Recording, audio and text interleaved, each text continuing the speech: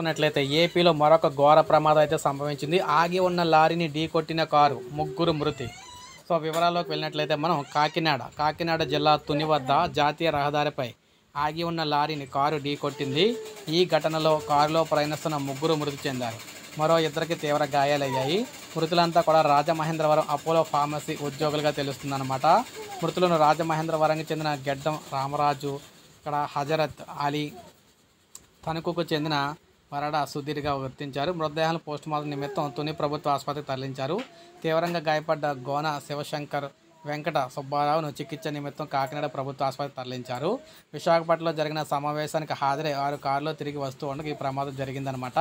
ఆగి ఉన్న లారీ విశాఖపట్నం నుంచి మండపేటకు వీరైతే ఐరన్ లోడ్లో అయితే వెళ్తూ ఉందన్నమాట. రోడ్డు ప్రమాదంపై మంత్రి లోకేష్ దిగ్భ్రాంతి అయితే వ్యక్తం చేశారు. ఈ ప్రమాదంలో ముగ్గురు మృతి పట్ల మంత్రి నారా లోకేష్ దిగ్భ్రాంతి వ్యక్తం చేశారు. గాయపడిన వారికి మెరుగైన వైద్యం అందించాలని అధికారులను ఆదేశించారు. మృతుల కుటుంబాలకు ప్రభుత్వం అన్ని విధాలా అండగా ఉంటుందని చెప్పారనమాట. సో ఈ విధంగా ఏకంగా ఆగి ఉన్న లారీని అయితే కారు గుద్దేసి మొత్తం చనిపోవడం చాలా బాధాకరం. సో ఈ విధంగా అయితే జరిగిందనమాట.